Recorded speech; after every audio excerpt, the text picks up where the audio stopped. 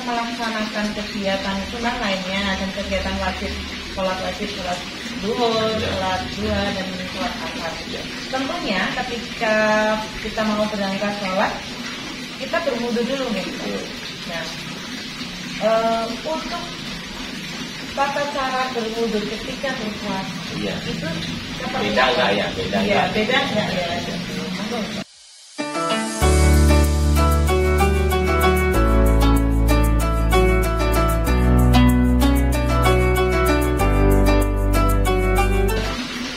Alhamdulillah, seperti yang kita tahu kan ketika di siang hari, ketika di bulan Ramadan kita akan melaksanakan kegiatan sunnah lainnya dan kegiatan wajib, sholat duhur, sholat duha, dan sholat asar.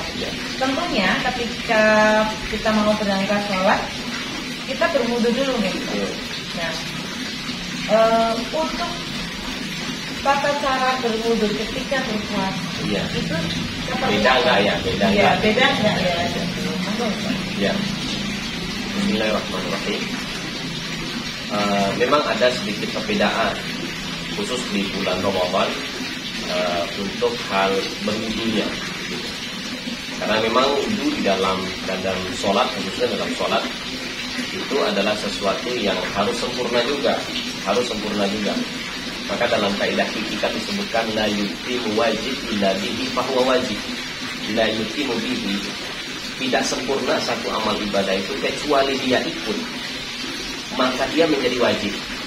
Makanya kan sholat enggak wudu enggak sah sholatnya. Maka artinya wudu itu pun wajib begitu. Maka bagaimana wudu yang benar? Karena ini kan terkait dengan di kumur-kumur atau di bersentuhan dengan air, boleh tidak, hal-hal seperti apa yang perlu dijaga. Maka Nabi SAW bersabda, "Wabalighun fil istinsyak illa an takuna sha'im." Nah, ini dia. Bersungguh-sungguhlah dalam beristinsak, memasukkan air ke dalam hidung. Jadi istinsak itu caranya kan ambil air kemudian dihisap. Gitu. Begitu. Jadi biasanya itu terasa itu senut dan biasa efek setelah itu langsung bersih gitu. Maka Nabi SAW itu sangat menganjurkan untuk istinsak, apalagi ya ketika bangun subuh. Karena itu nanti akan berefek apa? Efeknya pertama menyegarkan.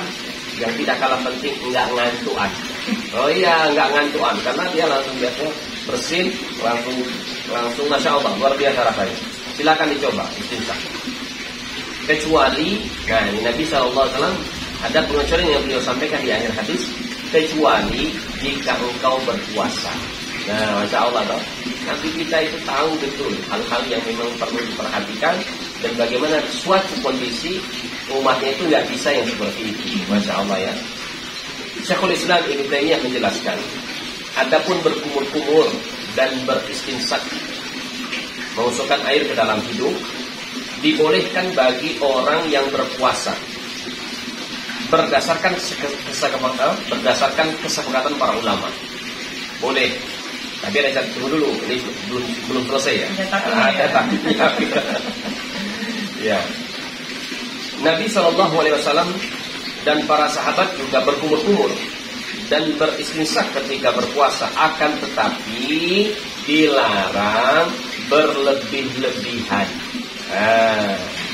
Juga tidak mengapa jika orang berpuasa berkumur-kumur meski tidak karena wudu dan mandi. Itu boleh juga. Tapi ini catatannya, jangan berlebih-lebihan. Mentang-mentang boleh 5 menit kumur. Nah itu beda cerita. Ketiga keluar 2. Ya begitu. Khawatirnya kan begitu. Jika masih ada sesuatu yang basah yang tersisa sesudah berkumur-kumur di dalam mulut, lalu tertelan tanpa sengaja, seperti itu tidak membatalkan puasa. Karena itu sulit dihindari. Tapi kalau memang yakin sudah ada lagi isinya dan tidak ada yang tertelan sama sekali, itu lebih baik. Ibnu Hajar rahimahullahu ta'ala mengatakan, jika dikhawatirkan sehabis bersiwak terdapat sesuatu yang basah di dalam mulut seperti sesudah berkumur-kumur dan masih tersisa sesuatu yang basah di dalam mulut, maka itu tidak membatalkan puasa. Walaupun sesuatu yang basah tadi ikut tertelan tanpa disengaja. Wallahu a'lam. Cukup jelas bisa apa? Barakallahu fiik. Jadi ketika kita berpuasa, kita boleh berkumur-kumur dulu. Jadi kan kadang kita ada beberapa teman atau ada beberapa itu yang beliau mempunyai gangguan lambung, sehingga keadaan mulutnya ketika berpuasa itu tidak begitu kondusif. Jadi memang harus berkumur untuk menghindari mual atau gitu Ustaz. Yang pertanyaan selanjutnya masih sekitar berkumur-kumur nih Ustaz. Tapi sekarang menggunakan gosok gigi menggunakan pasta gigi yang kita tahu bahwa ketika di zaman Rasulullah itu kan tidak ada pasta gigi. Karena kecanggihan modern dan kemodernisasian, maka diciptakanlah pasta gigi yang mungkin tidak sama seperti yang Rasulullah. Kalau Rasulullah itu kan dulu menggunakan siwak. Nah, kalau zaman sekarang itu menggunakan pasta gigi yang bentuknya itu aspal. Itu seperti apa nih Ustaz? Boleh atau tidak kita menggunakan pasta gigi atau obat kumur? Nah, obat kumur kan ketika puasa kan mungkin kurang tegas deh baunya. Jadi kita menggunakan obat kumur agar ketika kita bertemu dengan lawan bicara itu kita bisa percaya diri. Jadi gimana Ustaz? Bolehkah kita menggunakan pasta gigi atau obat kumur? Bismillahirrahmanirrahim.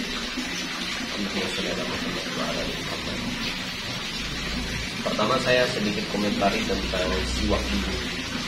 Karena penting. Jadi kalau siwak itu jelas tidak ada larangannya, memang tidak ada larangan, bahkan dianjurkan, bahkan setiap sholat itu disunahkan untuk bersiwak. Hanya saja memang ada kehati-hatian. Saya mengambil pendapatnya Syekh Muhammad bin Shalih Al-Utsaimin. Beliau mengatakan yang benar adalah siwak itu dianjurkan bagi orang yang berpuasa mulai dari pagi hari hingga siang saja. Untuk hati-hatian gitu ya.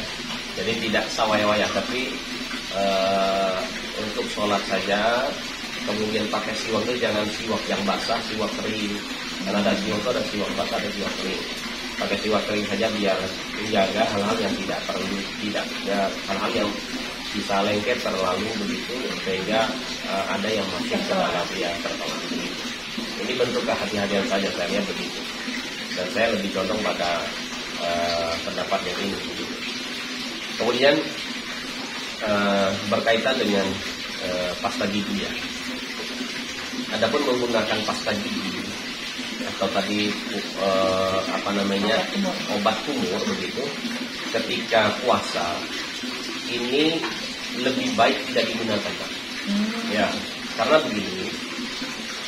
Satu, karena siwak itu ada. Walaupun itu di zaman Nabi, tapi hari ini ada. Ada tidak? Gampang nyarinya nggak? Gampang. Online ruku bisa, gampang. Kan bisa begitu. Maksud saya itu tidak bisa. Toko orang ya banyak begitu. Tapi kalau pasta gigi, odol begitu ya, itu sebaiknya memang dihindarkan, tidak digunakan ketika berpuasa. Karena pasta gigi ini memiliki pengaruh atau obat kumur tadi itu pengaruh yang sangat kuat.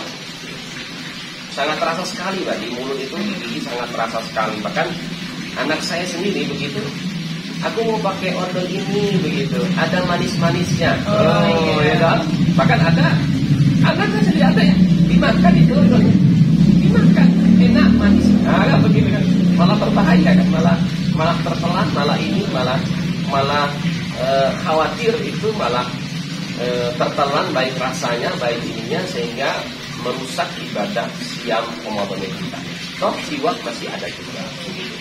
Maka sangat dianjurkan ya untuk tidak menggunakan pasta gigi. Begitu. Saya kira itu cukup jelas, saya kira. Kalau misalnya digunakan ketika kan kita bangun sahur, Oh iya, iya. kemudian digunakan kita sikat gigi sebelum azan subuh. Oh, itu boleh, tidak masalah. Nggak apa-apa, Jadi ya. bisa kan, nah ini kan ketemu kan solusinya. Ya bisa diakali lah begitu. Sikat giginya bisa nggak sehari 2 kali? Bisa sekali. Begitu. Sebelum habis berbuka, kemudian setelah sahur masih ada waktu belum azan, kemudian dia sikat gigi menggunakan pasta gigi. Lah bahasa, silakan gunakan itu. Karena dia memang posisinya masih berbuka dan belum berpuasa. Wallahu a'lam bishawab. Karena kan memang ada sebagian orang yang bisa menggunakan siwak. Iya, betul. Dan Iya, belum betul. bisa menggunakan Belum bisa siwak. menggunakan. Iya. Siwak itu gampang aslinya, Mbak. Asal tahu ilmunya. Nah, itu. Lihat aja tutorial ya. Sekarang Iya. sebenarnya hari itu tidak ada alatnya sebenarnya. Kalau kayak belajar ya, bab belajar. Siwak, aku gimana ya makainya? Lihat caranya, Iya. bertanya kan Betul. bisa. Ustaz online. Barakallahu fikum. Ini sebenarnya lucu sekali, Ustaz. Iya, iya. Bolehkah tidur pada siang hari saat puasa? Iya. Jadi tidur terus gitu. Jadi seperti beruang yang berhibernasi gitu